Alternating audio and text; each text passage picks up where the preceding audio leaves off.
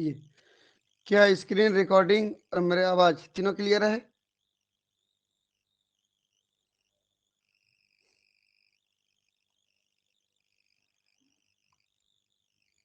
बताएं जल्दी।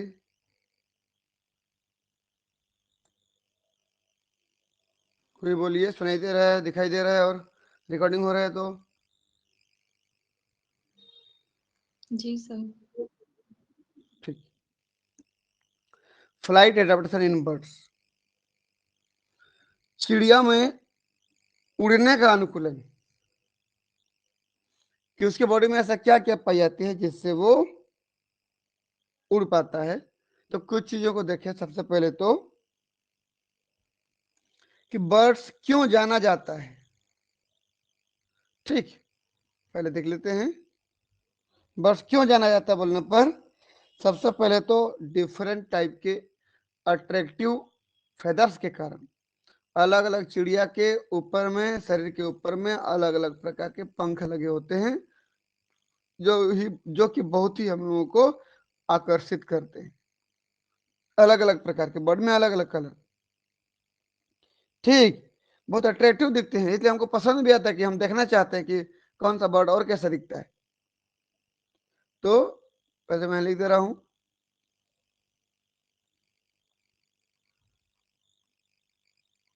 birds are well known for their attractive body color।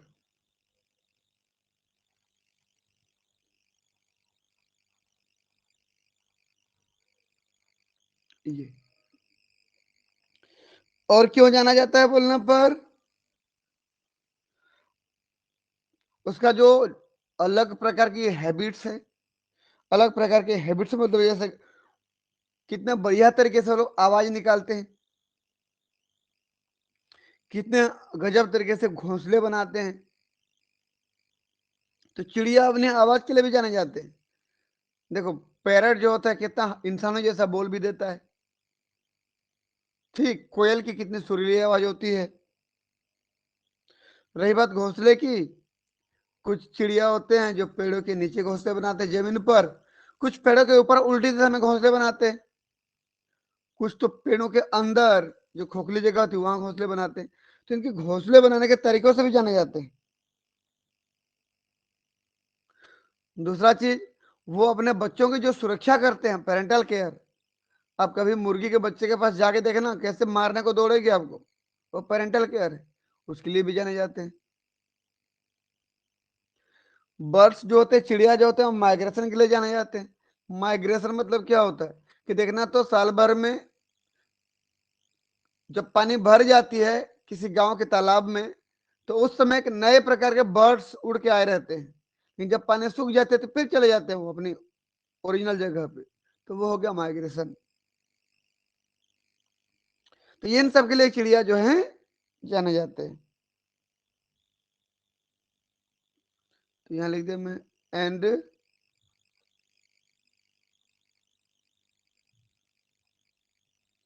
Interesting habits मतलब आदत,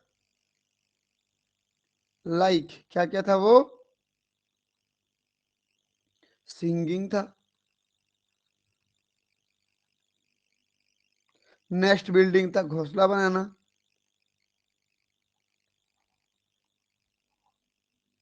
पेरेंटल केयर था,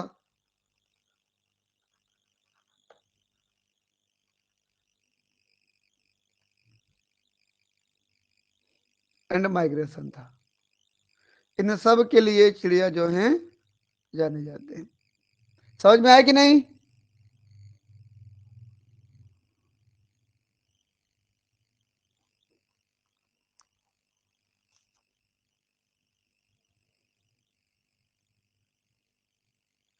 सुन पा रहे हैं कि नहीं?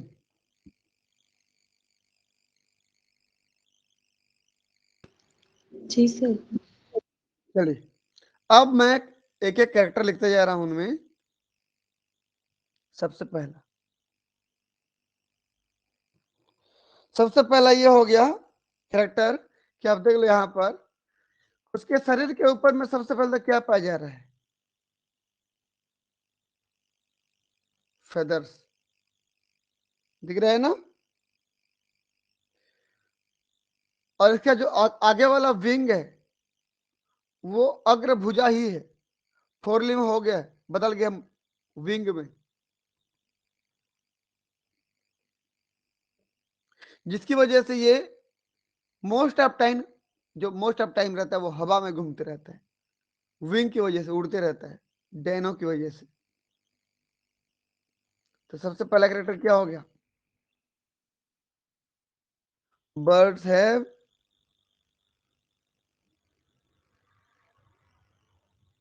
Aerial mode of life, aerial mode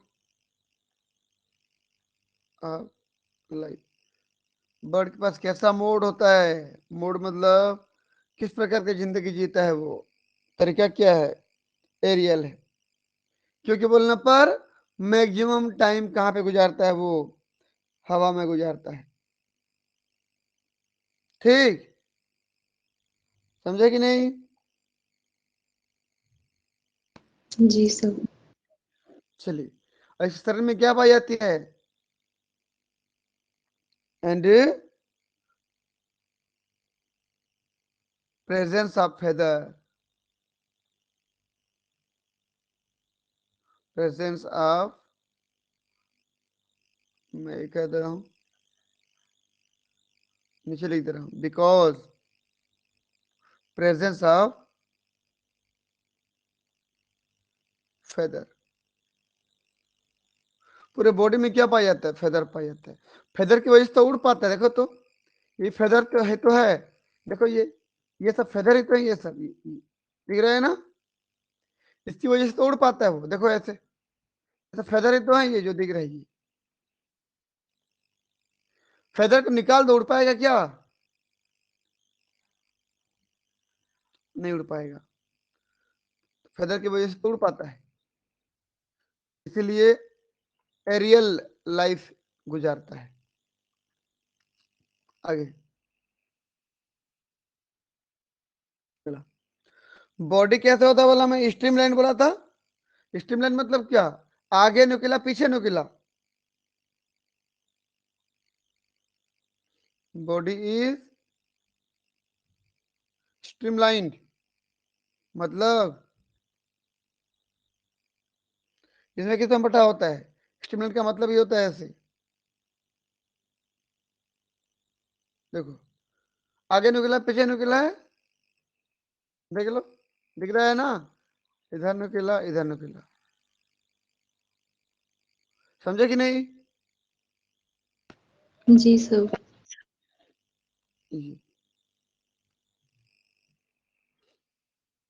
body किसमें किसमें बटाता है? हेड, ट्रंक और टेल। ठीक, हेड, किसी किसी में नेक जबरदस्त रहता है, नेक, ट्रंक, ट्रंक मतलब धड़, एंड टेल, छोटा टेल भी होता है, देखो ये हेड,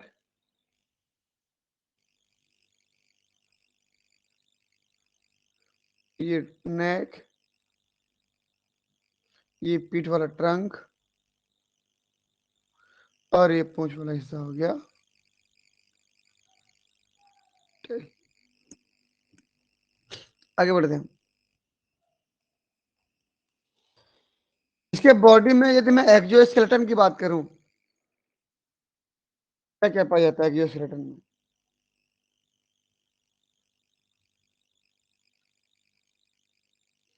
एक्सोस्केलेटन मतलब बॉडी के बाहर, बताइए क्या पाई जाती है? जो भी एक्सोस्केलेटन मिलता है ना वो एपिडर्मल डेरिवेटिव्स होता है, एपिडर्मिस से बनता है।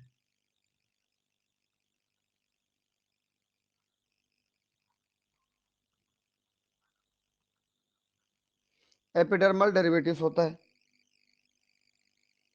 क्या पाया जाता है बोलने पर? बहुत ही लाइट फेदर पाए जाते हैं। लाइट मतलब बहुत ही हल्का, जो फेदर होता है ना, पंख,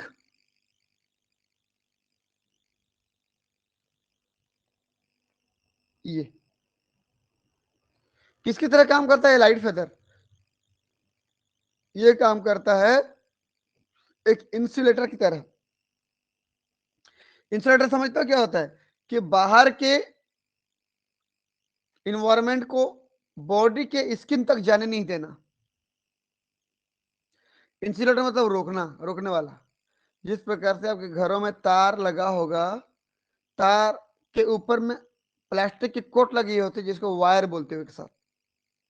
तो कभी वायर को छूते हो तो करंट मारता है क्या? No sir. लेकिन उसके अंदर तार को छुओगे तो करंट मारेगा। तो ऊपर में जो प्लास्टिक की कोट है वही तो इंसुलेटर है, जो बाहर और अंदर के इन्वायरमेंट को अलग करता है। सेम ऐसे इसमें देखिए तो बाहर में जो फेदर दिख रहा है वो बाहरी इन्वायरमेंट को बॉडी के इन्वायरमेंट से अलग रख रहा है। नहीं तो अगर बरसात हो जाएगी तो सीधा क्या उसके बॉडी में लगेगी ना। और ऐसे में क्या होगा, बरसात होगी फिर भी पानी गिरेगा उसके शरीर में तो बाहर निकल जाएगा, उसके बॉडी में कभी जाएगा नहीं, टच नहीं होगा, बाहर से कवर कर रहा है ना। इसका मतलब क्या हो गया? ये उड़ते समय तो अचानक पानी गिर गया तो नहीं तो नहीं गिर जाएगा, ये वजन बढ़ जाएगा इसका, गिर जाएगा। लेकिन पानी बरसते रहता है, ये उड़ते रहते हैं। क्यों? क्योंकि इसके बॉडी में पानी टिकता ही नहीं है। इस प्रकार से इंसुलेटर की तरह काम करता है।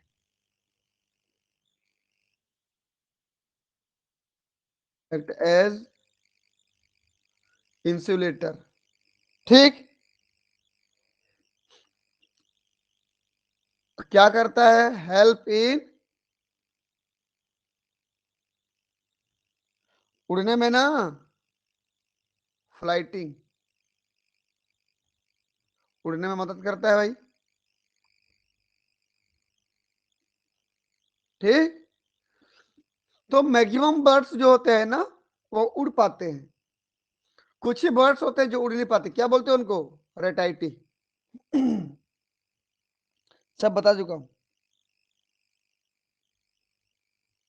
ठीक। पूरे बॉडी के ऊपर में किसी भी प्रकार की ग्लैंड नहीं पाई जाती, किसी भी प्रकार की ग्लैंड नहीं पाई जाती। तो स्किन कैसे होता है?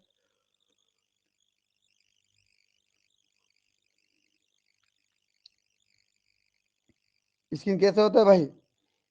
स्किन विदाउट ग्लैंड, जिसकी वजह से कैसे होता है? ड्राई। तो ड्राई स्किन होगा, सूखा सूखा स्किन होगा इनका। हमारे जैसे नमी चिपचिपा नहीं होगा, मछली जैसे नमी चिपचिपा नहीं होगा।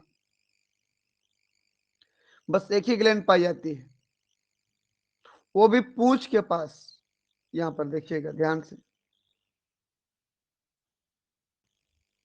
कहां पाई जाती है बोलने पर? ये एनस के पास है, पूंछ के पास में, यहाँ पर ये ग्लैंड होता है।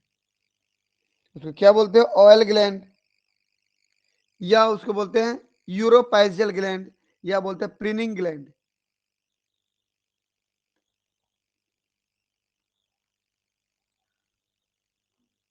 क्या बोलते हैं इसको? ऑयल ग्लैंड या यूरोपाइजियल ग्लैंड या प्रिनिंग ग्लैंड। समझ जाओगे नाम को जैसे लिखा हूं।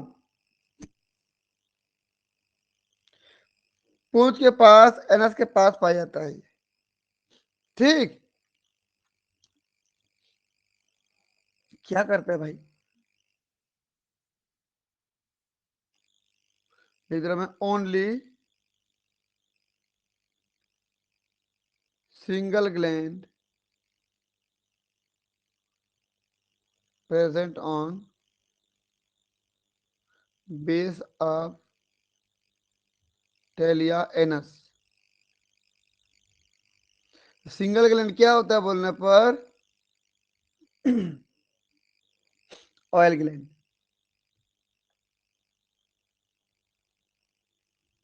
या उसका नाम, दूसरा नाम क्या है? यूरोपाइजल ग्लैंड। ये अगला नाम क्या है? Preening gland.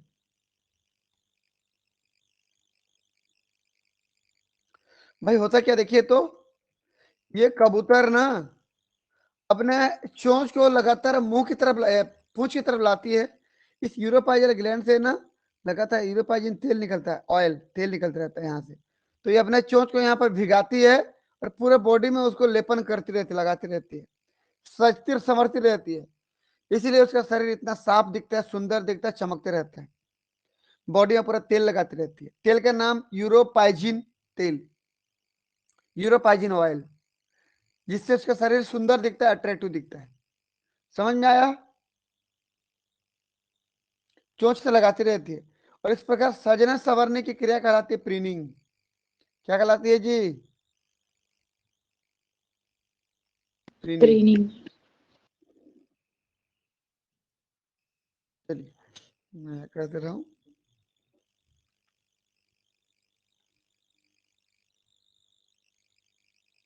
Release यूरोपाइजिन।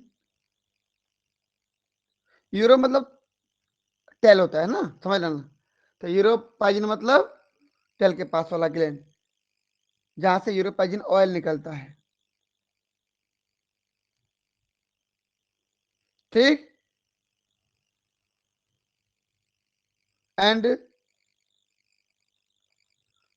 It is lubricated, लगा देना,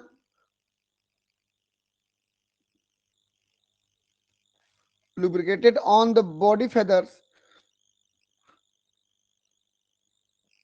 on the whole body feathers by beak। बिक के द्वारा पूरे बॉडी में सब तरफ फैला दिया जाता है। इस क्रिया को क्या बोलते हो?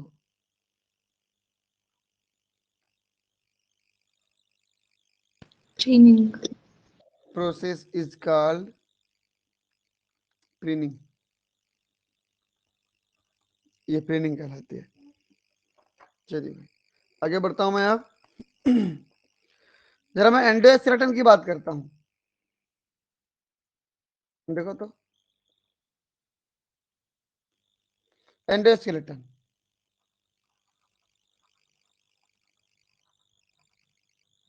अंतः कंकाल जिसको बोलते हो। एक कैरेक्टर लिखना ही लिखना एंडोस्केलेटन में कि शरीर के अंदर जितना भी बोन होते हैं ना, वो पूरे पूरे के बोन लाइट बोन होते हैं, हल्की हड्डियां होती हैं इनकी हड्डियां। कभी अगर छुए होंगे, कभी चिकन खाते हो तो उनकी हड्डियां बहुत ही हल्की होती है। ठीक। तो ये लाइट बोन होती है। साथ ही साथ उनमें एयर कैविटी पाई जाती है, एयर स्पेस पाई जाती है विद एयर स्पेस। तो जो हड्डियां हल्की होती है, जिनमें एयर स्पेस पाई जाती है, अंदर से खोखली होती है, उन बोन को एक साथ बोलते हो न्यूमेटिक बोन। Pneumatic bone. समझ में आया? तो चिड़ियों की बोन न्यूमेटिक होती है। न्यूमेटिक बोलते ही समझ लेना बहुत हल्की होती है और उसमें एयर कैविटी स्पेस पाई जाती है, जिससे उसको उड़ने में मदद मिलती है, हल्की हो जाती है। और हल्की चीजें अच्छे से उड़ सकती है ना। सब हड्डियां वजनदार हो जाती तो उड़ नहीं पाता भाई चिड़िया। समझ में आया कि नहीं? जी सर। चलिए एक चीज देखिए तो, आप यहां पर देख लीजिएगा, ये ये स्टर्नम है, स्टर्नम। ये दिख रहा देखो तो, ऐसे स्टर्नम दिख रहा है। स्टर्नम में सामने की तरफ ऐसा दिख रहा देखो तो, ये कहलाता है कील। क्या कहलाता है ये? कील। तो कील का होना केवल उड़ने वाले पक्षियों के पास होता है। स्टर्नल जो कील होता है, स्टर्नम में लगा हुआ कील कैसा होता है? वो उड़ने वाले पक्षियों का कैरेक्टर होता है। अगर इसको अभी सामने से देखो ना, कैसे देखेगा बता रहा हूं, देखिए।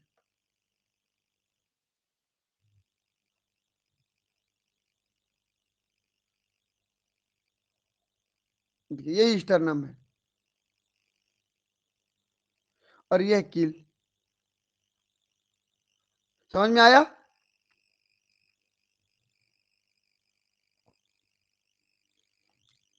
यहाँ पर स्टर्नम है, ये उसमें जुड़ा हुआ कील है, ये तो उसको अगर सामने से देख रहे हो तो ऐसे दिखेगा, ऐसे। समझे कि नहीं?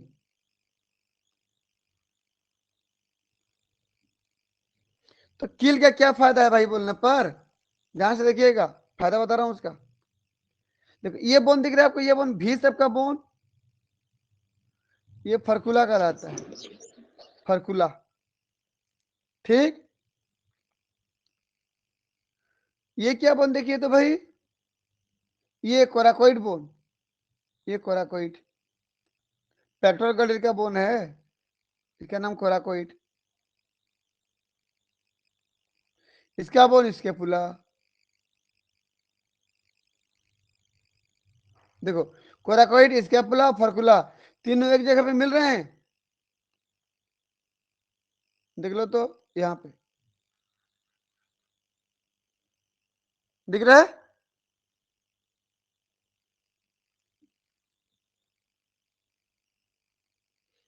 कुछ समझ में आया कि नहीं? जी कोराकोइड, सर। स्केपुला, फर्कुला, तीनों एक जगह मिल रहे हैं। चलिए मैं तीनों जगह तो एक जगह मिला के डायग्राम दिखा दे रहा हूँ, देखो तो।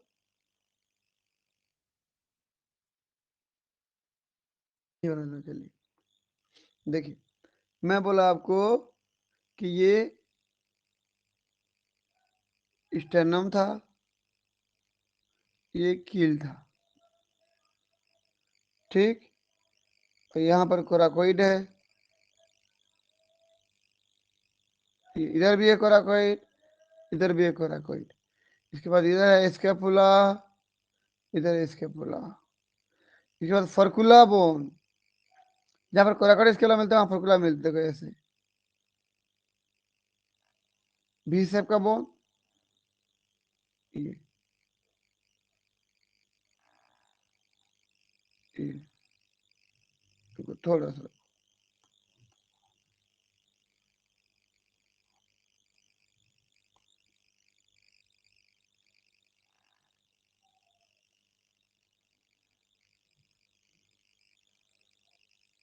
देखो समझ में आया कुछ?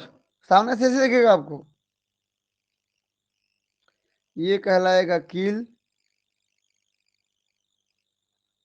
ये कहलाएगा स्टर्नम, ये क्या कहलाएगा फर्कुला, ये क्या कहलाएगा कोराकोइड,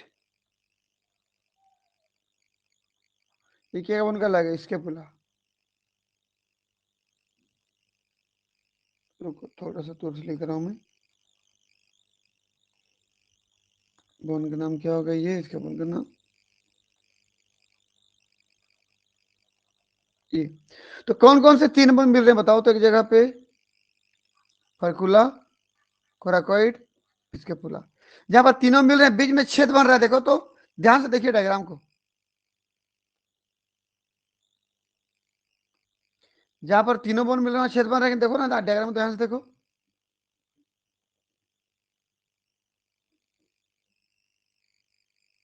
दिख रहा है डायग्राम? जी सर, बन रहा है। एक बार सेव करो, रुकिए इसको।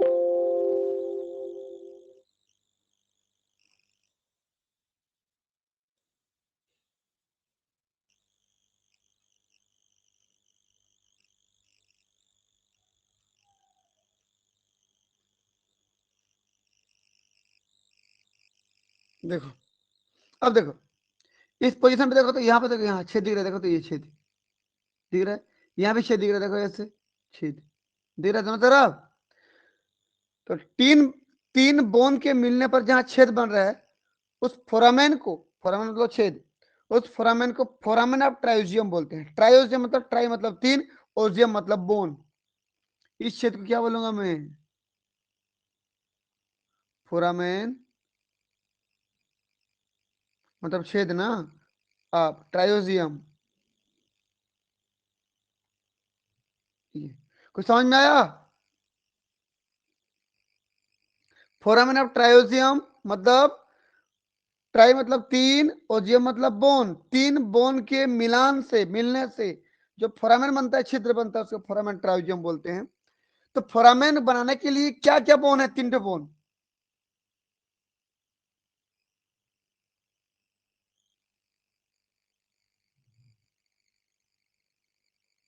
बोलो जल्दी।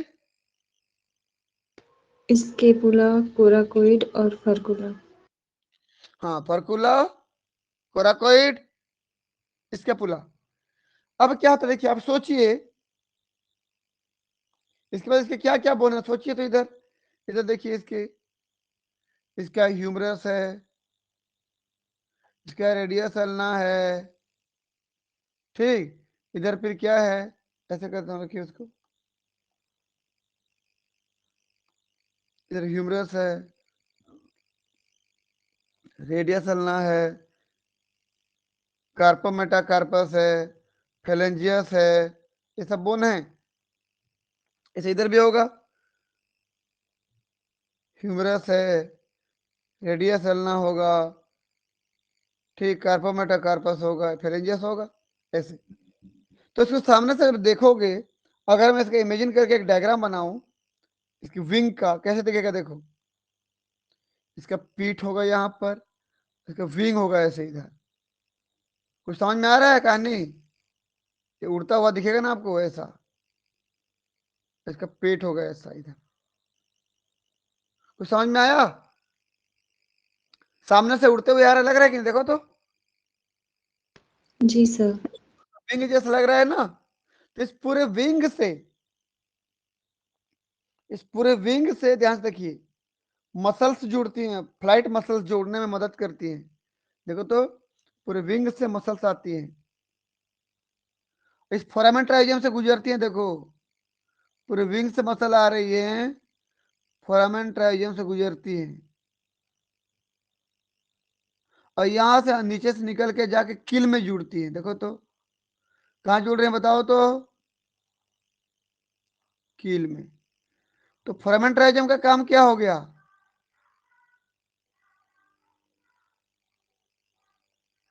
ऐसे इस साइड भी होगा, मैं इस साइड बना रहा हूं बस। इस फ्लाइट मसल का नाम क्या है?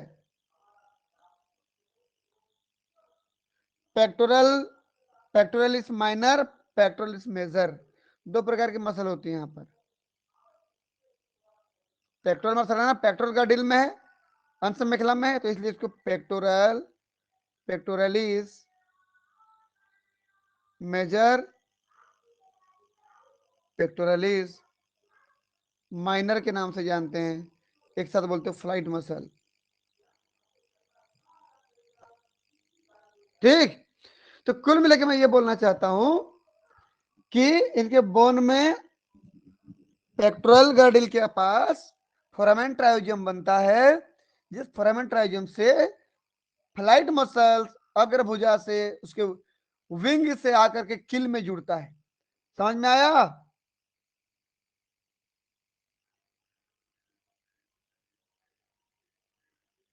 जी विंग सर। से आके किल में जुड़ता है। ये बहुत इंपॉर्टेंट कैरेक्टर बता रहा हूं, अभी जो बता रहा हूं मैं आपको, यहां लिख दे रहा हूं मैं कैरेक्टर।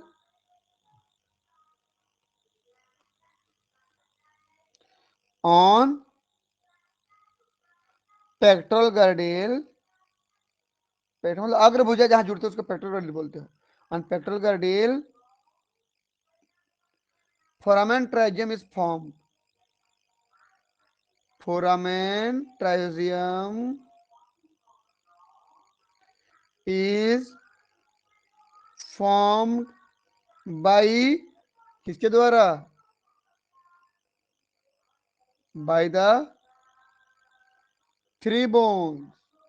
क्या क्या बताओ तो? फर्कुला, बताओ कौन सा बोन?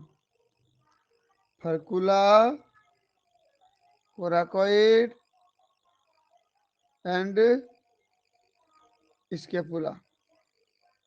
समझ में आया ना? मतलब on pectoral girdle foramen triosseum is found by 3 bones. ये क्या क्लियर रिस्पॉन्सिबल होते हैं? Which is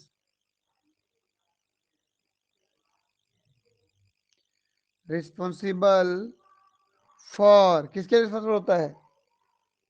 passage of the, रास्ता देता है ना, passage of the flight muscle.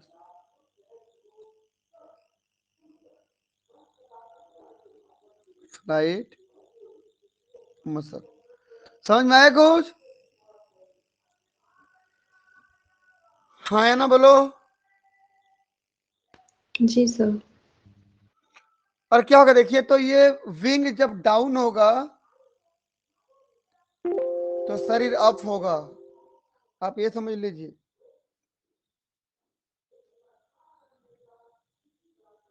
एक मिनट रुकिए थोड़ा सा, देखो तो मैं बोला जब ये पूरे विंग को नीचे करेगा, ऐसे नीचे करेगा, तो ये मसल खिंचाएगा कि नहीं? इधर सुन पा रहे हो? मैं जो बोला सुन पाए? ये पूरा विंग को जब नीचे करेगा, ऐसे विंग को नीचे करेगा, ये मसल खिंचाएगा ना इधर। जब मसल खिंचाएगा तो इधर भी तो ऐसे, इधर भी तो विंग को नीचे करेगा ऐसे, इधर का मसल भी खिंचाएगा ऐसे, तो ये शरीर ऊपर की ओर उठेगा कि नहीं? तो धीरे धीरे उड़ना शुरू कर देगा। भाई कैसे होता है, जब किसी बाल्टी में रस्सी फंसा के अब कुएं से पानी खींचते हो, तो ऊपर रस्सी खींच के नीचे छोड़ते हो, तो बाल्टी किधर आता है?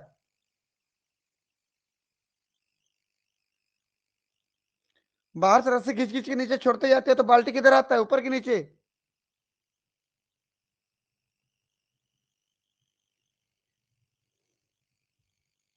सुन पा रहे हो कि नहीं सुन पा रहे हो?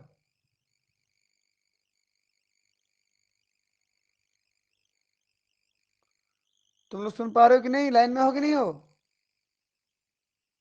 जी सर।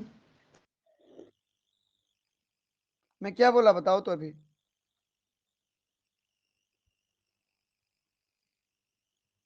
क्या बोला बताओ जल्दी,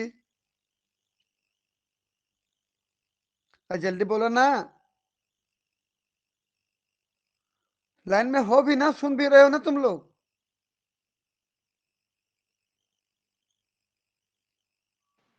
नीचे जाएगा सर, नीचे जाएगा। नीचे जाएगा रे गधा।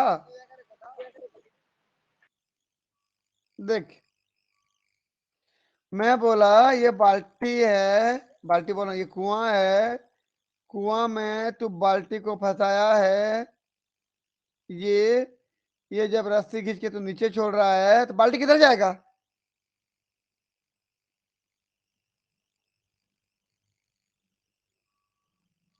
रस्सी खींच खींच के नीचे छोड़ रहा है ना इधर बाहर में, तो बाल्टी ऊपर नहीं चढ़ेगा? Yes sir, yes sir. ऐसे उसी तरह तो होगा, जब विंग को नीचे करेगा तो शरीर ऊपर उठेगा। यहाँ पर एक घिरनी होती है, घिरनी, जिससे ये घूमते रहता है, देखे हो कि नहीं देखे हो? ऐसे देखे हो ना? जब घिरनी यस से सर। घुमाते हुए हम रस्सी को ऊपर खींच के नीचे छोड़ देते हैं बाहर की तरफ, तो बाल्टी ऊपर आता है ना। तो सेम ऐसे तो यहाँ भी हो रहा है, जब मसल्स को इधर नीचे कर दिया जाएगा, डाउन कर दिया जाएगा विंग को, तो ये कील ऊपर आ जाएगा। सेम ऐसे इधर जब नीचे करेगा तो ये कील ऊपर आ जाएगा, तो उड़ने के लिए वो तैयार हो जाएगा। इसमें धीरे धीरे उड़ते उड़ना शुरू कर देगा वो। यहाँ पर घिरनी की तरह कौन काम कर रहा है? पुली बोलते हैं, पुली की तरह कौन काम कर रहा है? ट्रायोजियम, यहीं से तो खींच रहे हो ना आप, फोरामेन ट्रायोजियम, समझे कि नहीं?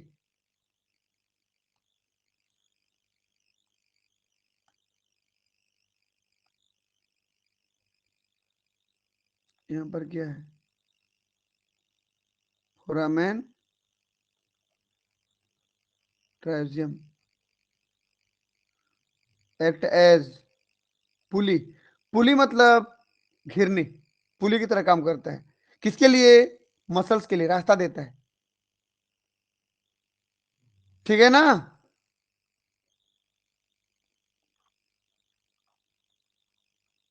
Act as pulley for flight muscle, यहाँ लिख दे रहा हूँ। चलिए आगे बढ़ रहा हूँ भाई, मैं बोन में ज्यादा नहीं उलझना चाहता, बोन का अलग ही टॉपिक चलता है। जिस प्रकार से हमारे हड्डियां सब अलग अलग हैं, ऐसे चिड़िया में सब हड्डियां अलग अलग नहीं होती, बहुत सारी हड्डियां आपस में जुड़ गई रहती हैं, बहुत सारी हड्डियां आपस में जुड़ गई रहती हैं, जिसकी वजह से क्या फायदा होता है, 4-5 हड्डी मिलकर के आपस में एक हो गए रहते हैं यहाँ पर, जिसकी वजह से हड्डियों की संख्या ज्यादा नहीं होती तो वजन नहीं बढ़ता, और वजन नहीं बढ़ता तो आसानी से उड़ सकता है। समझ में हो ना? ये सब, ये बोन कमजोर है, खोखली है, ये सब क्या है, क्यों है ये सब? फॉर फ्लाइटिंग, ताकि उड़ पाए ना, उसके लिए ये सब है। समझे?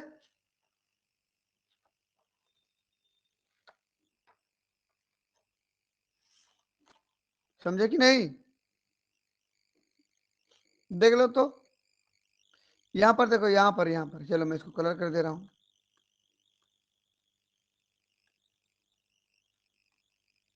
यहां पर देखो, ये बोन कई सारे जुड़ गए, देखो आपस में, जो अभी कर रहा हूं मैं कलर, कई सारे बोन आपस में जुड़ गए, उसको क्या बोलते हैं हम लोग?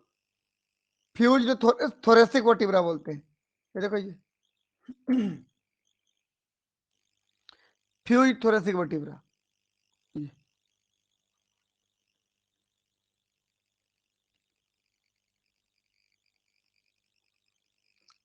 ठीक। फ्यूज थोरेसिक वर्टिब्रा में क्या हो रहा है, यहां भी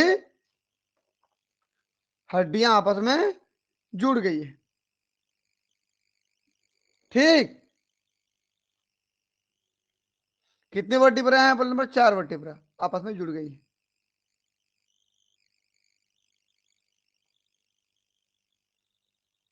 ये फ्यूजन ऑफ 4 वर्टिब्रा, 4 वर्टिब्रा जुड़ के एक हो गया है। अभी देखो डायग्राम में दिख रहा होगा आपको,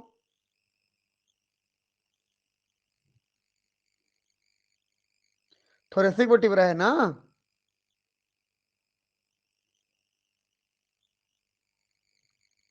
समझ में आया कि नहीं? ये देखो यहाँ पर, ये जो ग्रीन कलर दिख रहा है आपको, ये जो ग्रीन कलर ऑलरेडी बना दिया गया है, ये वाला देखो, ये वाला, ये सिन सक्राम है, वहां पर 16 हड्डियां जुड़ गई आपस में ये सिन सक्राम, फ्यूजन ऑफ 16 वर्टिब्रा,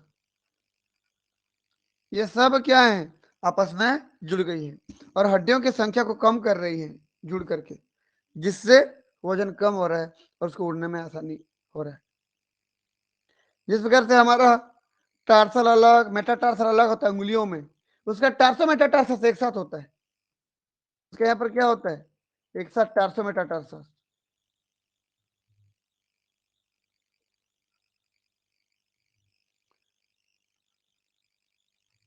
टार्सल और मेटाटार्सल एक साथ रहता है। समय से इधर कार्पो मेटाकार्पस, इधर क्या होता है बोलने पर, कार्पो मेटाकार्पस, एक साथ पैर में। तो कहने का मतलब क्या हो गया, कुल मिला के हड्डियां आपस में जुड़ जुड़ करके संख्या में कम हो रही है, जिससे वजन कम हो रहा है, उड़ने में आसानी हो रहा है, और सभी हड्डियां न्यूमेटिक होती हैं, खोखली होती है, एयर स्पेस पाई जाती है। क्लियर है इतना? जी सर। ठीक। सभी जितना भी वर्टिब्रा होती है ना, सारे के सारे वर्टिब्रा, रीढ़ की हड्डियां, वो गड्ढे ऊपर पाई जाती है उसके सेंट्रम में। सेंट्रम मतलब किसको बोलते हो जी? जैसे देखो, ये एक वर्टिब्रा है, ये दूसरा वर्टिब्रा है, ये आपस में जिस पोजीशन पे जुड़े हैं वहां सेंट्रम पाई जाती है। तो सेंट्रम में गड्ढा भर पाया जाता है। तो गड्ढा होने का क्या फायदा है, उतना बोन वहां पर कम है, इसलिए उसको उड़ने में फिर आसानी मिलती है, उतना वजन कम हो जाता है। उसको बोलते हैं हेट्रोसिलस वर्टिब्रा। तो वर्टिब्रा कैसे होता है बोलने पर, हेट्रोसिलस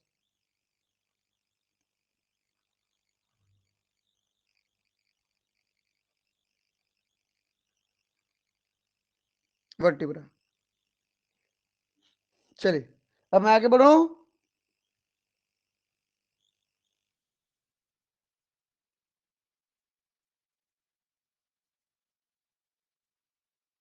यहाँ पर आता हूँ, लोकोमोशन कैसे होता है देखो तो, यहाँ करते रहा हूं मैं। लोकोमोशन बता दो कैसे होगा। विंग के द्वारा होगा ना। प्रचलन कैसे होगा? Through wing. विंग के द्वारा उड़ेगा ना ये। ठीक।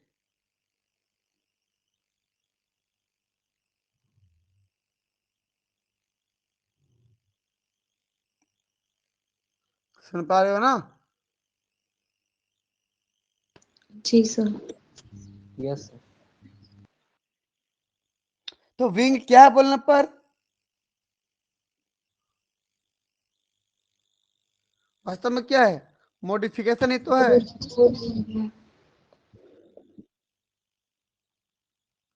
इट इज मॉडिफिकेशन ऑफ कौन सा लिम्ब?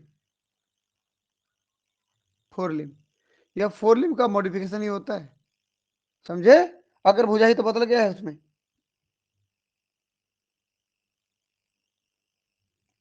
तो अग्र भुजा से ये अग्र भुजा है, आगे वाले भुजा विंग है। विंग में फेदर लगे हुए हैं, सब फेदर लगे हैं, देखो दिख रहा है।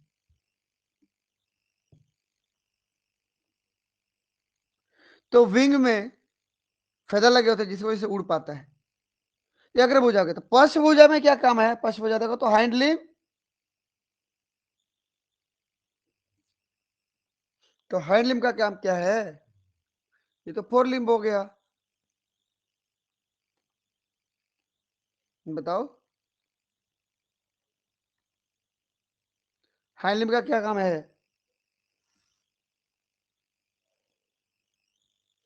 हाइंड लिम्ब में जनरली स्केल पर सल्क पर देखो तो सल्क दिख रहे हैं ना। पैर को देखो तो पैर में सल्क दिख रहे हैं, छोटा छोटा।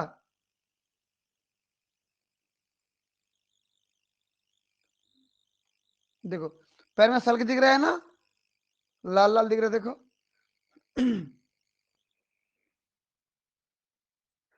क्या लिख दूं? Generally have scales. पहला हो गया। अगला बताओ कैरेक्टर क्या होगा, क्या के लिए काम आता है ये?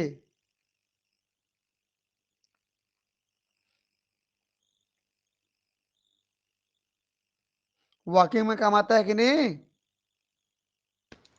उड़ने की बात कहीं पर रुकने के लिए सर। वॉकिंग चलने के लिए, चलते हैं ना इसमें। तैरने के लिए काम आता है, बतख तैरती है कि नहीं? मुर्गी चलती है कि नहीं? स्विमिंग के लिए। ठीक। और कहीं पर खड़े होने के लिए, किसी डगाली को पकड़ने के लिए क्लैस्पिंग। ठीक। Clasping on tree branch. जब पेड़ों पे बैठते हैं तो पैर को मोड़ देते हैं ना, बांध देते हैं तो बैठने के लिए। समझ में आया? फोर लिम्ब का काम उड़ने के लिए होता है, हैंड लिम्ब का काम चलने उड़ने तैरने के लिए। चलने के लिए, तैरने के लिए, पेड़ों पर चिपकने के लिए। और जब उड़ती है तो पिछले पैर को धक्का मार के शरीर के ऊपर उठाती है ना। जमीन पर कोई चिड़िया बैठी हुई है, पिछले पैर को धक्का मारेगी, पूरे शरीर के ऊपर उठाएगी, तब जाके उड़ पाती है वो। पिछले पैर को काट दीजिए फिर इसके शरीर को उड़ाओ तो नहीं उड़ पाएगी। ये दोनों पैर को बांध दो फिर उड़ाओ, नहीं उड़ पाएगी। मतलब पिछले पैर का होना भी जरूरी है उड़ने के लिए, क्योंकि जमीन को धक्का देके ग्रेविटी के ऊपर जाना है, सोचो। चलिए आगे देखते हैं। ये देखिए तो ये है हमारा डाइजेस्टिव सिस्टम भाई बर्ड्स का। तो डाइजेस्टिव सिस्टम कैसे होता है देख लेते हैं।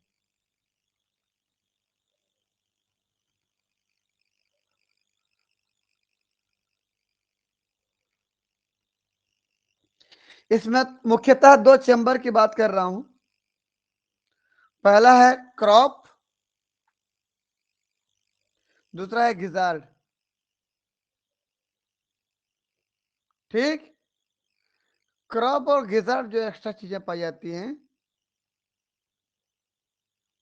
क्रॉप, पहले क्रॉप की बात करता हूं। ओएसोफेगस के नीचे एक थैला है जो भोजन को स्टोर करता है, storage of food, storage organ for food, भोजन को स्टोर करने वाला ऑर्गन है ये, ठीक। और ब्रीडिंग के समय क्या होता है कि क्रॉप से ना, चाहे मेल पिजन हो कि फीमेल पिजन हो, जब उनके छोटे छोटे बच्चे हो जाते हैं उनको दूध पिलाने के लिए यहाँ से दूध बनता है, उसको पिजन मिल्क बोलते हो या क्रॉप मिल्क बोलते हो। क्रॉप से मिल्क निकलता है, दूध निकलता है, और इन दूध को ये यहाँ से निकाल देते हैं, माउथ से अपने बच्चे के मुंह में डाल देते हैं। मेल फीमेल दोनों से निकलता है ना, समझ में आया कि नहीं?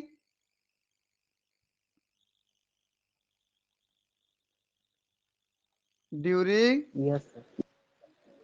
ब्रीडिंग सीजन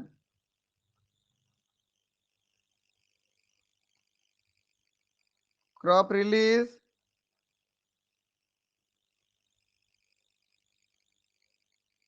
पिजन मिल्क,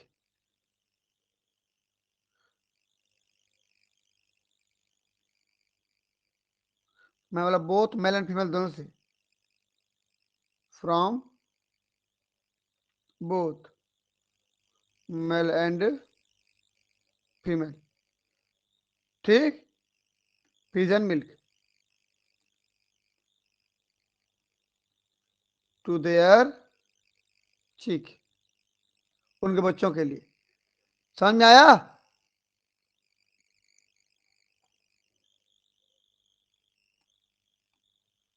अगला क्या है भाई? गिजार्ड। गिजार्ड क्या होता है? भोजन को तोड़ने का काम करता है, ग्राइंडिंग करने का काम करता है, ठीक। फॉर ग्राइंडिंग द ग्रेन्स, जो दाने को खाता है ना, उन दाने को ग्राइंड करता है।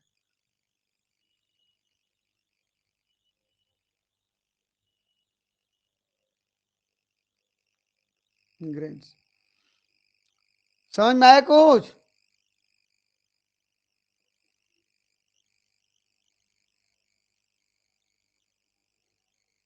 जी सर।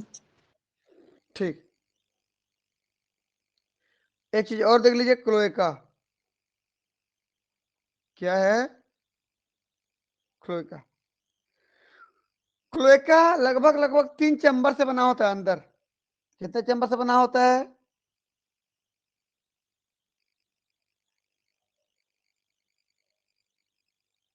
Consist by 3 chamber. ध्यान से देखिए एक चीज, जो भी वाटर लिक्विड, एक मिनट रुकिए थोड़ा सा, देखिए, जो भी वाटर इस रास्ते से आ रहा होता है, इस रास्ते से आ रहा होता है, क्लोएका वहां पर वाटर को एब्जॉर्ब कर लेता है। समझ में आया? वाटर को एब्जॉर्ब करेगा तो क्या होगा? अब शरीर से बाहर क्या वाटर जैसे निकलेगा, लिक्विड जैसा, हमारे जैसे यूरिन जैसा निकलेगा क्या? नहीं, अब गाढ़ा लिक्विड निकलेगा। समझ में आया ना? सेमी फ्लूइड निकलता है। जब ये एक्सक्रेटरी मटेरियल वगैरह निकालते हैं ना, अनडाइजेस्ट मटेरियल निकालते हैं, तो वो कैसा होता है? सेमी फ्लूइड होता है। तो क्लोएका का काम क्या बोलने पर?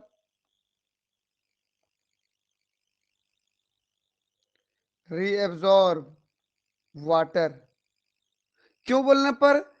क्योंकि हमेशा चिड़िया को पानी की कमी रहती है, पानी बचाते रहता है ये, इसलिए कहीं से कहीं मिले पानी को खींचते रहता है, ऑब्जर्व करता है। किडनी के जो ट्यूब्यूल्स होते हैं भी लंबे लंबे होते हैं, वो भी वाटर को रीअब्जॉर्व कर लेते हैं। कुल मिला के एक बार पानी पियेंगे तो लंबा समय तक चलाएंगे वो। क्यों? क्योंकि वो रीअब्जॉर्व कर रहे हैं लगातार।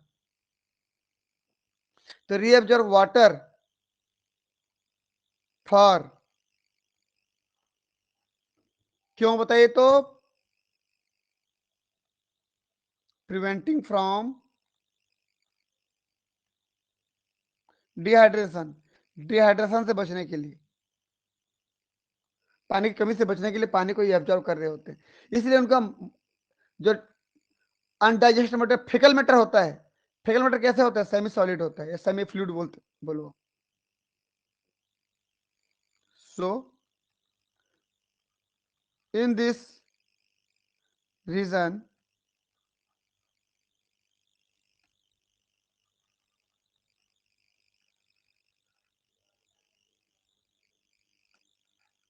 so in this region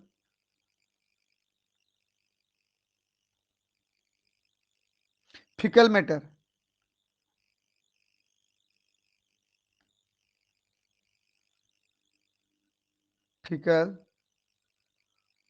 is semi solid, अर्ध ठोस होता है। समझ में आया कुछ?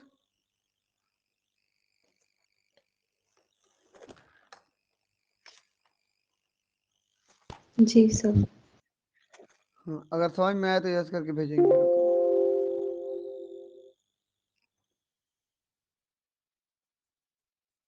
भेजिए तो समझ में आया तो।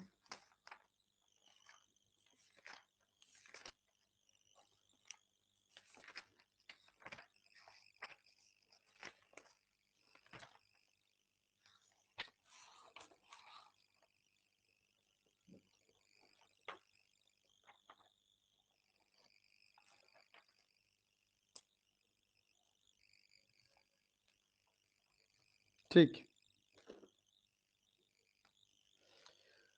चलिए आगे बढ़ते हैं। इसमें एक चीज देखिए, क्लोएका के पास से एक ऑर्गन है बर्सा फैब्रिसी, ये देखो तो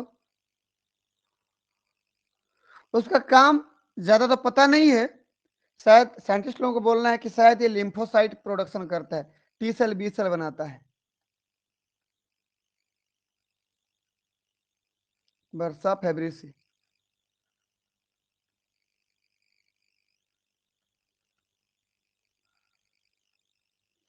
तो मे बी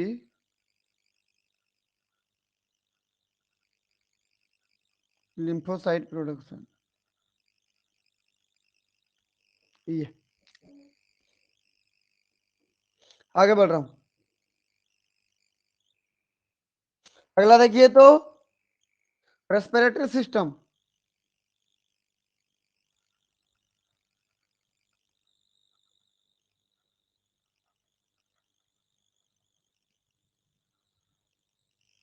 ये बता रेस्पिरेशन किसके द्वारा होता है बोलने पर, लंग्स के द्वारा।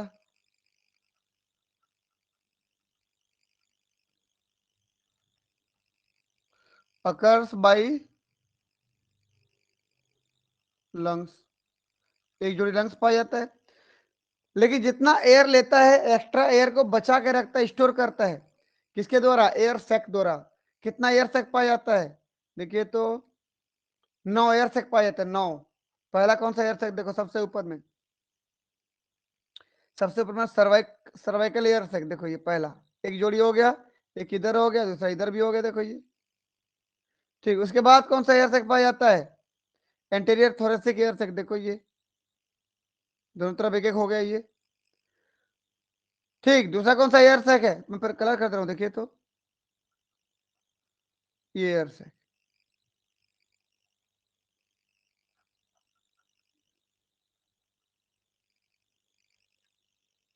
ये एयर सैक हो गया। एंटेरोथोरेसिक, ये वाला हो गया, देखिए एंटेरोथोरेसिक। वो सर्वाइकुलर हो गया, ऊपर वाला सर्वाइकुलर गर्दन के पास है इसलिए, ये थोरेसिक थोड़ा सा ऊपर में इसलिए एंटेरोथोरेसिक। ये थोरेसिक के थोड़ा नीचे है, पोस्टीरियर थोरेसिक, देखो एयर सैक, ये पोस्टीरियर थोरेसिक हो गया। ये पेट के पास झूल रहा होता है इसलिए उसको बोलते हैं एब्डोमिनल एयर सैक। कितना 4 पेयर हो गया यहाँ पर, 4 जोड़ी, और एक बीच में होता है, देखिए ये बीच में, बीच वाले काला कलर बना दे रहा हूं, एक ऐसा बीच में होता है, उसको बोलते हो आप इंटरक्लेविकुलर एयर सैक। तो कुल मिला कितने एयर सैक हुए, 4 पेयर प्लस 1, 4 जोड़ी और एक, 4 जोड़ी मतलब 8 और एक 9, 9 एयर सैक होते हैं। तो एयर सैक में क्या किया जाता है, एयर को स्टोर किया जाता है। and excess air is stored in air sac. Total number कितना है? 4 पेयर प्लस 1। 4 पेयर में क्या क्या बताइए? पहला सर्वाइकल एयर सैक, दूसरा एंटीरियर थोरेसिक एयर सैक,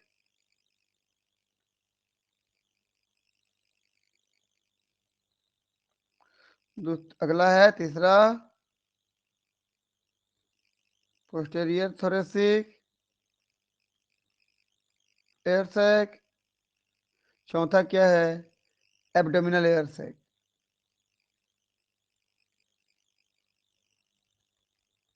ये और ये एक तो कौन है बीच में है? इंटरक्लेविकुलर एयर सैक। दो क्लेविकल के बीच में था। क्लेविकल मतलब कॉलर बोन, जो हमारे गर्दन के नीचे दो बोन है ना अगल बगल, ये चिड़िया के दो बोन होते हैं क्लेविकल बोन, उसके बीच में जो ये देखिए ये क्लेविकल बोन मान लीजिए, ये क्लेविकल बोन, ठीक, यहाँ पर क्लेविकल बोन है यहाँ पर, और यहाँ पर क्लेविकल बोन समझ लीजिए, इनके बीच में है ये। तो इसको क्या बोलते हैं, क्या बोलते हो? पांचवा नंबर जो हो गया ये, तो ये जोड़ी में है मैं ना, जोड़ी में है, और ये जो है अकेला है। पांचवा नंबर जो यहाँ कर दे रहा हूँ मैं, देखिए तो इंटर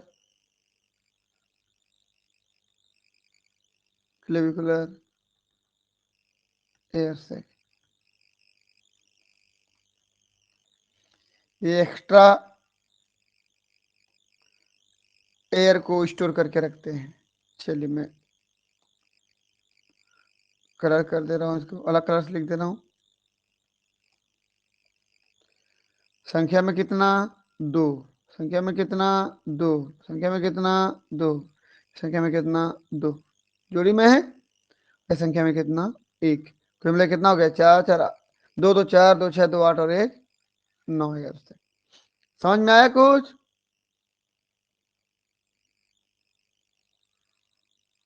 ये था। और इसके अलावा इंटरक्लेविकुलर एयर सैक से पूरे बॉडी में, पूरे बॉडी की हड्डियों में एयर सैक गया रहता है। देखो तो ये जैसे ह्यूमरस है, देखो ये ह्यूमरस, ह्यूमरस में भी एयर सैक गया। देखिए इधर क्लेविकल था, इधर क्लेविकल बोन, क्लेविकल में भी एयर सैक गया था, ये क्लेविकल बोन था। देखो कहने मतलब पूरे बॉडी की हड्डियों में एयर सैक पाई जाती है, इसलिए तो उसको न्यूमेटिक बोलते हो। समझ में आया कि नहीं?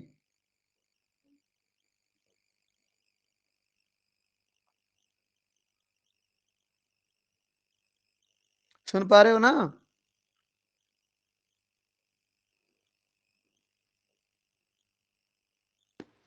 जी सर। ठीक। हमारे शरीर में जैसे हमारे गर्दन में जो साउंड बॉक्स पाई जाती है, हमारा साउंड बॉक्स का नाम है लेरिंग्स। क्या होता है? लेरिंग्स। लेकिन इसमें लेरिंग्स नहीं पाई जाती, इसमें सिरिंग्स पाई जाती है। क्या पाई जाती है? सिरिंग्स पाई जाती है। स्पेशल ऑर्गन है जिसकी वजह से दूर दूर तक आवाज निकाल सकता है। देखो तो बहुत दूर तक आवाज कर सकता है। आप जब आवाज करोगे तो केवल कुछ ही दूर तक जाएगा, लेकिन जब चिड़िया चिल्लाएगी तो 1 2 3 किलोमीटर तक चला जाएगा। समझ में आया कुछ? ये सिरिंज देखो, सिरिंज स्पेशल ऑर्गन होता है ये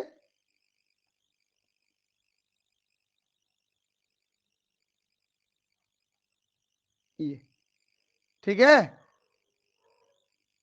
तो मैं लिख दे रहा हूं, ये लिख दे रहा, बताइए भाई कमेंट को ही बताइए। यहाँ पर आप लोग ये सब डायग्राम बनाने की जरूरत नहीं, सिंपल सिंपल डायग्राम बनाना है बस समझने के लिए। जितना मैं डायग्राम दिखाता हूँ हर डायग्राम बनाने की जरूरत नहीं है। डायग्राम मैं सिर्फ इसलिए दिखाता हूँ कि आपको देख के समझो कि क्या है। ठीक, तो सिरिंग्स क्या है बोलने पर? स्पेशल साउंड बॉक्स है इसका, ठीक है ना?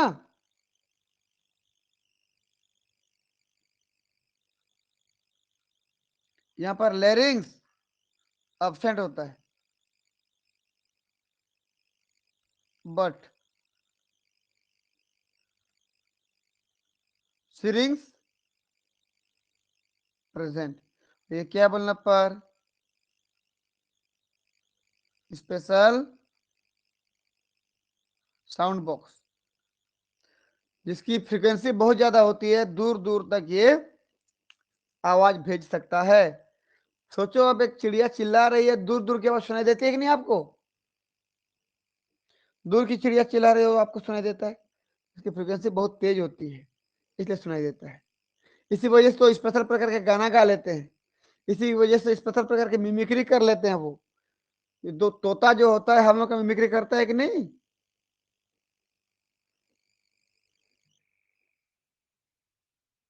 ठीक है।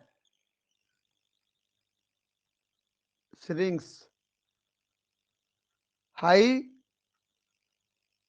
साउंड फ्रीक्वेंसी पाई जाती है इसमें।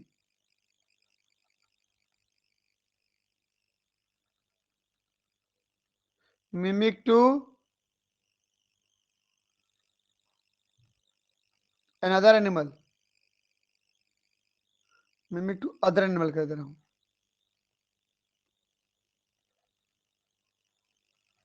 अदर दूसरे एनिमल की क्या करते हैं? मिमिक्री करते हैं भाई।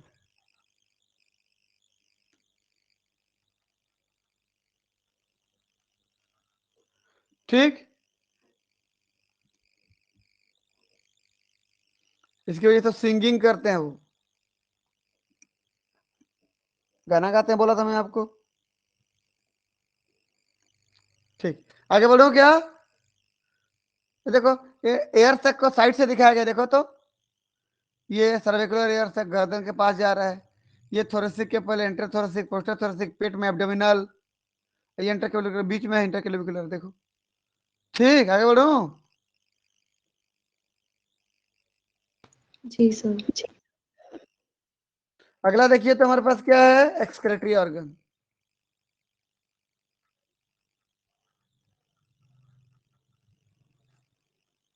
थ्रू किसके तरह बताओ तो? किडनी। ठीक, तो बताइए क्या निकलता है भाई ये एक्सक्रेटरी मटेरियल? क्या होता है किडनी से, क्या निकलता है?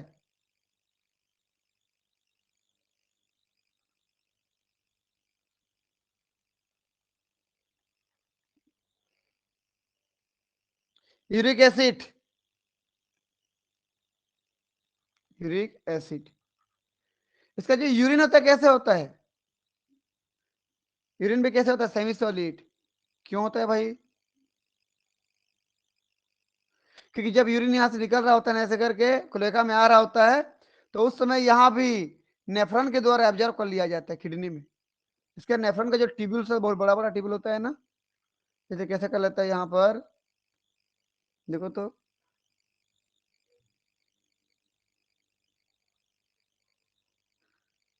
ऐसा होता है। तो जब वाटर छन रहा होता है, ऐसे छन के अंदर निकल रहा होता है, उसी बीच में इसको ऑब्जर्व कर लिया जाता है ऐसे किडनी के द्वारा पुनः, बिकॉज नेफ्रॉन रीएब्जॉर्ब वाटर। समझ में आया ना? इसलिए यूरिन कैसे होता है? Semi solid. समझे कि नहीं?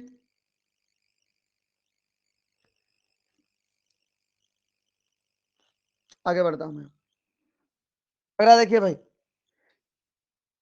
इसका जो हार्ट होता है ना, कंप्लीट 4 चैम्बर पाया जाता है, कंप्लीट 4 चैम्बर होता है इसमें, 2 आर्टिकल और 2 वेंट्रिकल।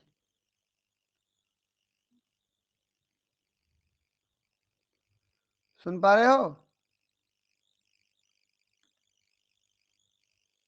जी sir. Right auricle, right auricle, right auricle, left article,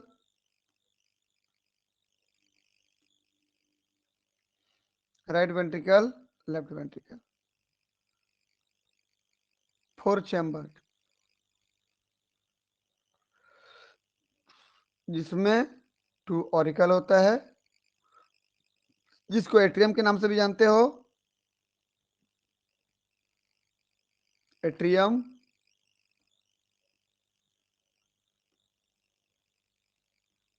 plus 2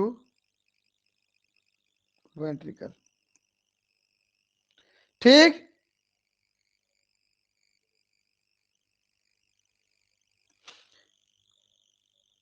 इसमें केवल जो एयरटिक, हम लोगों में क्या होता है देखिए, तो एयरटिक आर्च इधर से निकलता है, किधर जाता है देखो, हम लोगों में एयरटिक आर्च इधर से निकल के इधर जाता है, लेफ्ट की तरफ जाता है। बर्ड में इधर से निकल के इधर जाता है, राइट की तरफ जाता है। तो कौन सा एयरटिक आर्च मिलता है बोलने पर? ओनली, बताओ, राइट एयरटिक आर्च प्रेजेंट। ये राइट है ना, इधर राइट। आपका डायग्राम के सामने हमेशा डायग्राम उल्टा बनेगा, याद रखना। सामने वाले के बॉडी को देख रहे हो आप, तो ये कौन सा हो गया बताओ? राइट हुआ ना? तो right aortic arch blood right side से बहाता है, निकलता है। हम लोग का लेफ्ट साइड से निकलता है। ठीक, इसलिए तो हम ऐसे बनाते हैं ना, हम अपना जब दिल बनाते हैं तो ऐसे बनाते हो ना जी, ऐसे। ये समझ रहे ना, हमारा ब्लड इधर से निकल रहा है। चिड़िया बनाते दिल तो कैसे बनाते? ऐसे, समझ रहे हो ना? लेफ्ट से निकल रहा होता, इसलिए राइट से निकल रहा था, हम लोग का लेफ्ट से निकल रहा होता है। ठीक है ना? सामने वाला डायग्राम हमेशा उल्टा होगा ना। आप सामने के दिल की बात कर रहे हो, खुद का नहीं, सामने वाले के दिल की डायग्राम की बात कर रहे हो आप। सुन पाए कि नहीं? तो बताइए, ओनली कौन सा मिलेगा? Right right aortic arch present. अगर मैं आरबीसी की बात करूं, रेड ब्लड कैप्सूल की बात करूं, कैसे होता है ये?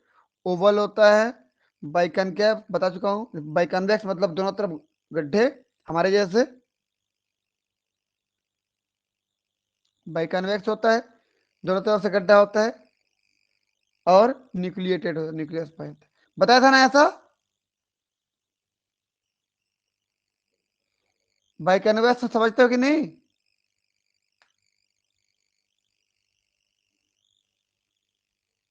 दोनों तरफ से कन्वेक्शन, दोनों तरफ से उभार ना, हम लोग दोनों तरफ कनकेव होता है, ये कन्वेक्स है, दोनों तरफ से उभार होगा ऐसा। देखिए, इधर भी उभार होगा और उस साइड भी उभार होगा। हम लोगों का गड्ढा होता है, बाई कनकेव होता है हम लोगों का, ये बाई कन्वेक्स है। ठीक, हम लोग में न्यूक्लियस नहीं पाई जाती, इसमें न्यूक्लियस पाई जाती है। हम लोग का राउंड होता है, इसका ओवल होता है, अंडे जैसा आकार का होता है। चलिए, अगला डायग्राम पे आ रहा हूं मैं।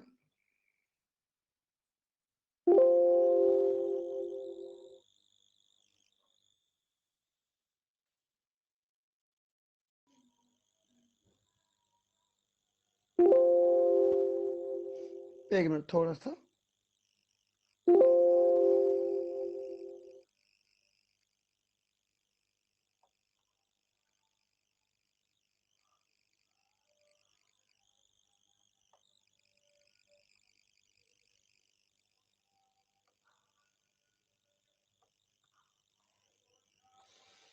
ठीक, देखते हैं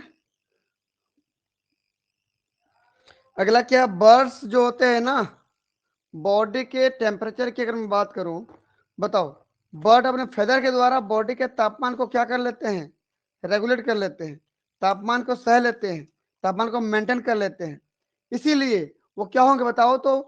कोल्ड ब्लडेड कि वार्म ब्लडेड? बताओ, बर्ड्स आर कैसे होते हैं? Warm blooded. वार्म ब्लड समझते हो कि नहीं? जो अपने बॉडी के तापमान को मेंटेन करके रखते हैं, constant body temperature,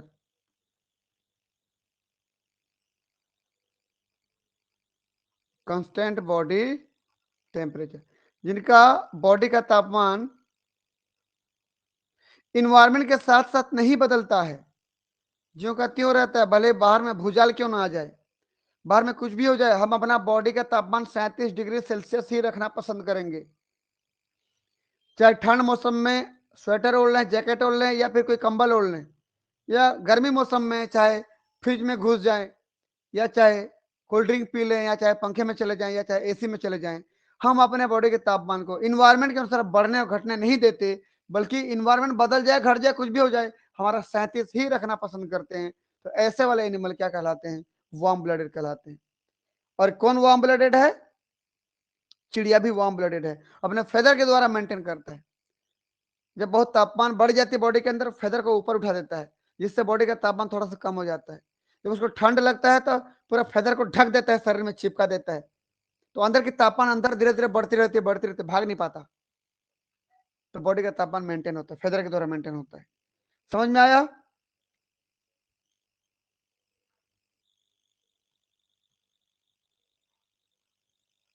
regulate by there feathers. समझ जाओगे ना? वार्म ब्लडेड को किस नाम से जानते हो, बताओ तो कहीं। एंडोथर्मिक एनिमल, नाम सुने हो कि नहीं?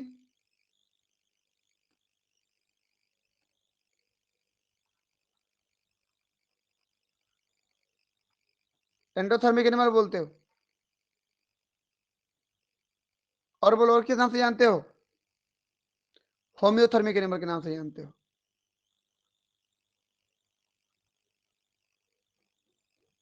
होम्योथर्मिक एनिमल, समझ में आया?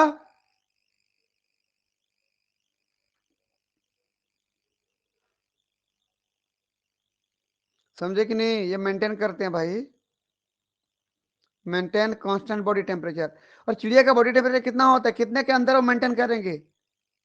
टेम्परेचर लगभग इनका होता है लगभग 40 से लेकर के 46 डिग्री सेल्सियस के अंदर ही ये मेंटेन करेंगे। इसके बाहर नहीं जाएंगे, उसके पीछे नहीं आएंगे, इतने में ही मेंटेन करेंगे वो। समझ में आया?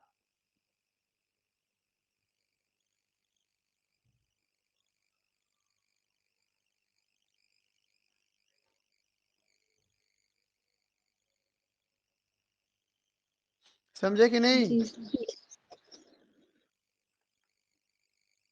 ठीक। अगला अगला देखें, इसका हम नर्वस सिस्टम की बात करें।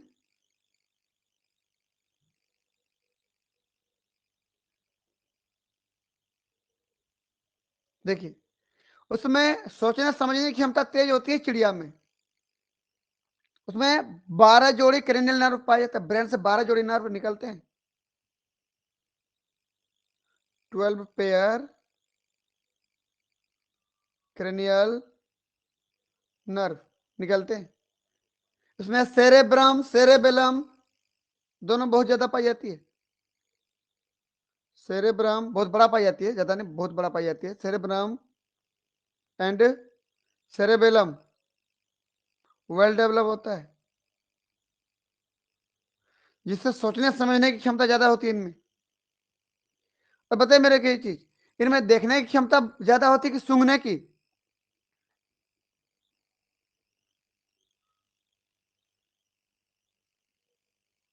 देखने वाले को, जो आंख ब्रेन में जो जुड़ा होता है, देखने वाला जो काम करता है वो कहलाता है ऑप्टिक लोब, और सूंघने के लिए जो होता है वो कहलाता है ऑल्फैक्टरी लोब। बताओ, ऑप्टिक लोब और दूसरा ऑल्फैक्टरी लोब, कौन डेवलप होगा बताओ इन दोनों में से, सूंघने वाला कि देखने वाला? Optic lobe sir. बिल्कुल, देखने वाला क्षमता ज्यादा होता है। चिड़िया बहुत दूर से नजर रखती है। सोचो कि बाज किसी मुर्गी के बच्चे को उठाएगी, किसी चूहे को उठाएगी, तो उतना दूर में ऊपर उड़ती रहती है, 1-2 किलोमीटर में, फिर भी देख लेती है। एक चिड़िया जो पानी के ऊपर उड़ रही है, पानी के अंदर से मछली के बच्चे को पकड़ के ले जाती है। एक चिड़िया जो ऊपर में उड़ रही है, सांप को देखती है कहां पे उड़ रहा, सांप को पकड़ के ले जाती है एक झपटे में ही। कितना निशाना साधी रहती है, कितना तेज होता है उसका आंख। तो ऑप्टिक लोब डेवलप होता है, आई भी क्या होता है, लार्ज होता है।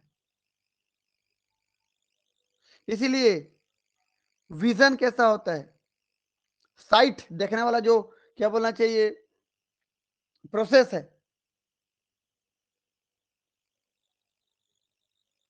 विजन बहुत ही तेज होता है देखना। समझ में आया ना। ऑप्टिक लोब लेस डेवलप होता है, इसे ज्यादा सूंघ नहीं पाती, स्मेल ज्यादा नहीं कर पाती है। समझ में आया कुछ।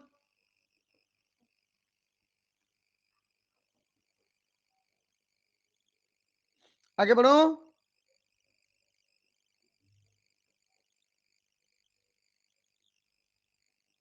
हाँ जी या ना। सर। देखिए अगला होता है सेक्सेस, उसमें अलग अलग मेल अलग फीमेल अलग होते हैं कि नहीं। सेक्सेस आर सेपरेट, मेल अलग फीमेल अलग और दिखने में भी अलग, तो सेक्सुअल डायमॉर्फिज्म प्रेजेंट होता है। सेक्सुअल डायमॉर्फिज्म प्रेजेंट, मतलब समझ रहे हो, दिखने में मेल अलग फीमेल अलग दिखेंगे, देख के पहचान जाओगे भैया आप। देखो तो, बता कौन मेल कौन फीमेल बताओ, पहले में बताओ।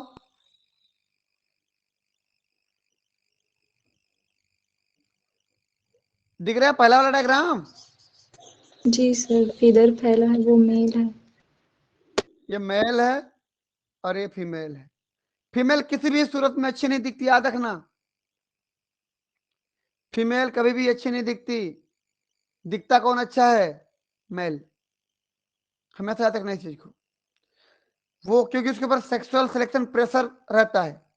मेल के ऊपर ये रहता है कि मेरी शादी होगी कि नहीं होगी, मुझे कोई पसंद करेगी कि नहीं करेगी, इसीलिए वो अपने शरीर में एक्स्ट्रा वेजेंट character, secondary sexual character develop करता है। समझ में आया ना, ताकि फीमेल उसको पसंद करे, वो अट्रैक्ट हो जाए।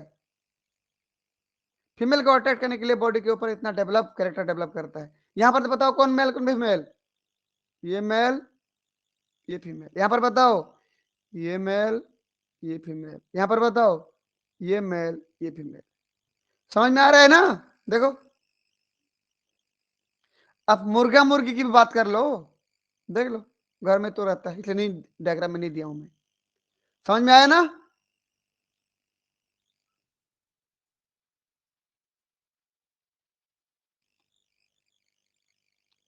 जो चिल्लाता है आवाज, बहुत बढ़िया बढ़िया सुरीली आवाज निकालते हैं, वो भी मेल ही होता है, फीमेल नहीं। समझ रहे हो ना, याद रखना इस चीज को।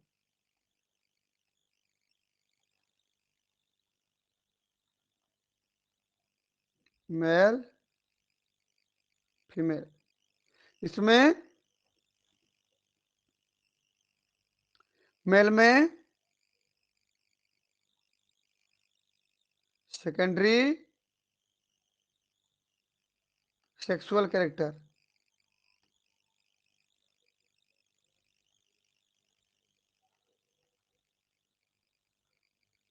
Character for attract to female. Female में ये नॉर्मल रहेगी। कौन हमेशा अच्छा दिखेगा बोलने पर, फीमेल। मेल, सारे कैरेक्टर मेल के पास।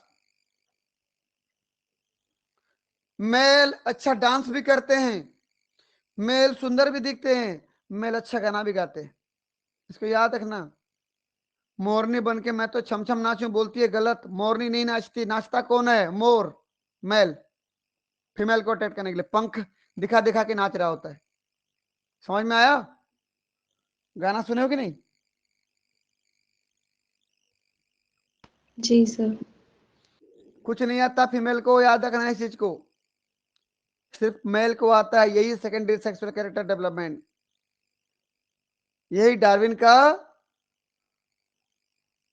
सेक्सुअल सिलेक्शन थ्योरी था। पढ़ेंगे हम जब आगे आएगा तो। चलिए इसलिए ये डायग्राम को दिखाया था मैंने, देखो ये एक चीज और कि फीमेल में in female right ovary reduce होता है, राइट ओवरी रिड्यूस्ड नहीं पाई जाती, खत्म रहता है, वो अवशेष अंक के रूप में थोड़ा सा बचा रहता है बस। ओनली किधर पाया जाता है, only left ovary present. Right reduce याद करने के लिए, राइट का रिड्यूस आर आर याद करना, राइट ओवरी रिड्यूस होता है, केवल लेफ्ट ओवरी पाया जाता है, एक ही ओवरी होता है। समझ में आया कुछ?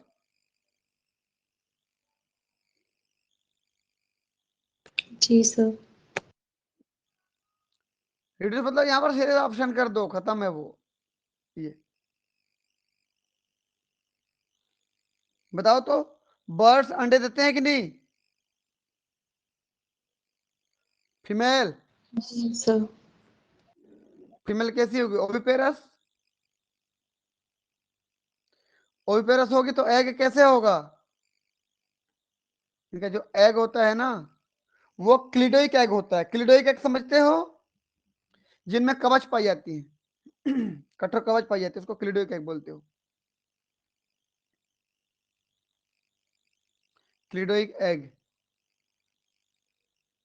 विद सेल, जिस अंडे में कवच पाई जाती है उसको क्या बोलते हो, क्लिडोइक एग। जिनमें कवच नहीं पाई जाती उसको नॉन क्लिडोइक एग। जैसे ह्यूमन बींग का एग कोई कवच नहीं होता, ह्यूमन बींग में भी तो हवा निकलता है ना, ओव्यूलेशन होता है हर महीने, उसमें किसी प्रकार कवच नहीं होता, तो नॉन क्लिडोइक एग हो। सेल कैसे होता है, कैलकेरियस, कैल्शियम कार्बोनेट का बना होता है ना, कैलकेरियस होता है। समझ में आया? चलिए अब देखो कुछ एक्स्ट्रा चीजें। भाई मेरे को क्या बताएंगे, फर्टिलाइजेशन कैसे होता है बर्ड्स में, मेल अपने स्पर्म को फीमेल के बॉडी में ट्रांसफर करता है ना, तो इसको लिख ही देता हूं यहाँ पर। फर्टिलाइजेशन कैसे होगा बताओ, इंटरनल ना, इंटरनल। डेवलपमेंट कैसे होगा बताओ तो, कि लार्वा बनते हैं इसमें, डायरेक्ट डेवलपमेंट।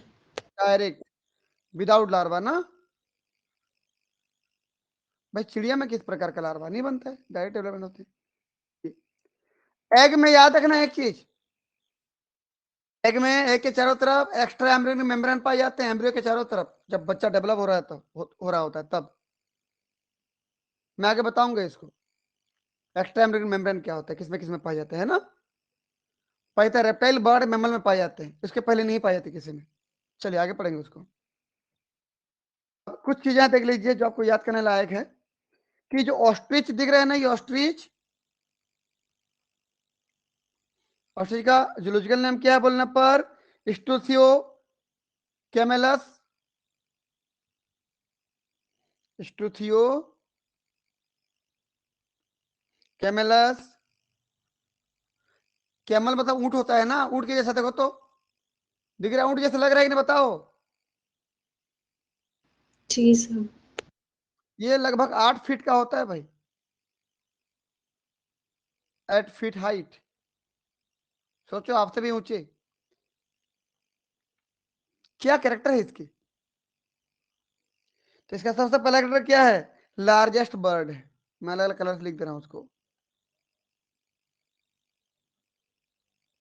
लार्जेस्ट बर्ड दुनिया का, अभी जो जिंदा है उतने में, ठीक। लार्जेस्ट एग लेइंग बर्ड, सबसे बड़ी अंडे देने वाली बर्ड यही है, लार्जेस्ट एग लेइंग बर्ड। समझे कुछ?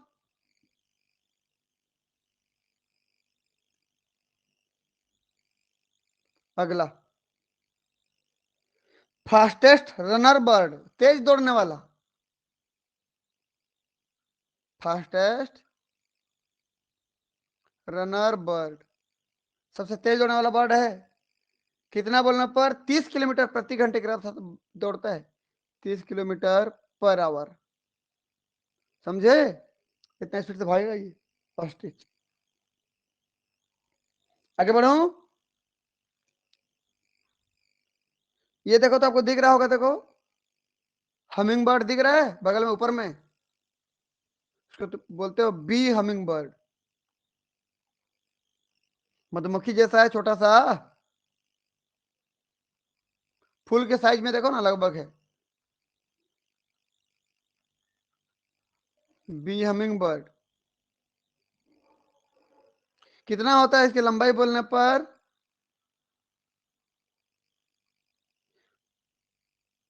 5.5 सेंटीमीटर ना। ये कितना, 5.5 सेंटीमीटर, कितना है, बहुत छोटा सा है, देखना स्केल में इतना लंबा होता है।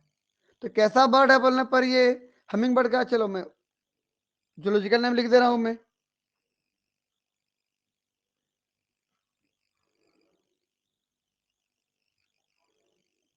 रुको, पहले जूलॉजिकल नेम लिख दे रहा हूं मैं। मेलिसुगो हेलिनी।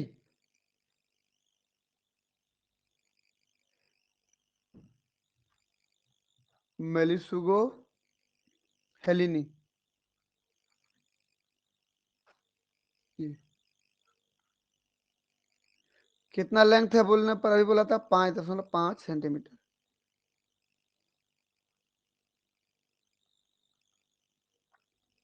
ये हो गया।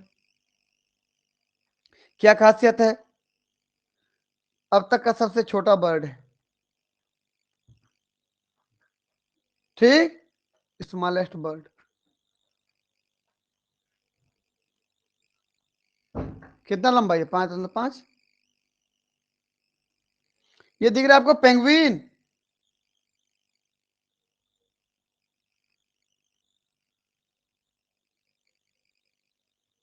पेंगुइन नाम क्या है? पाइगोसेलिस पेपिया। कहते हैं यहां पर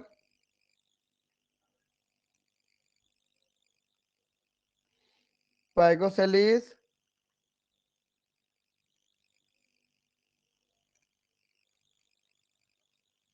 पेपिया। ये हो गया। क्या काम है भाई इसका? इसको क्यों लिख रहा हूं मैं? क्या स्पेशल, क्या कैरेक्टर है इसके पास? इसके पास है फास्टेस्ट स्विमर, सबसे ज्यादा तेज गति से स्विम करता है, तैरता है।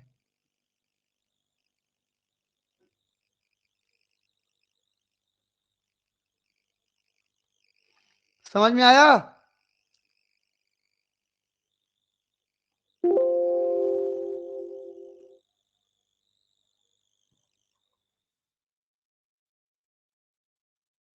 समझ में आया कि नहीं?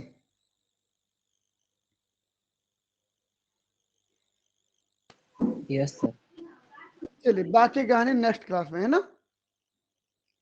आज पर यहीं पर रुकते हैं इसको। चलिए मिलते हैं नेक्स्ट क्लास में।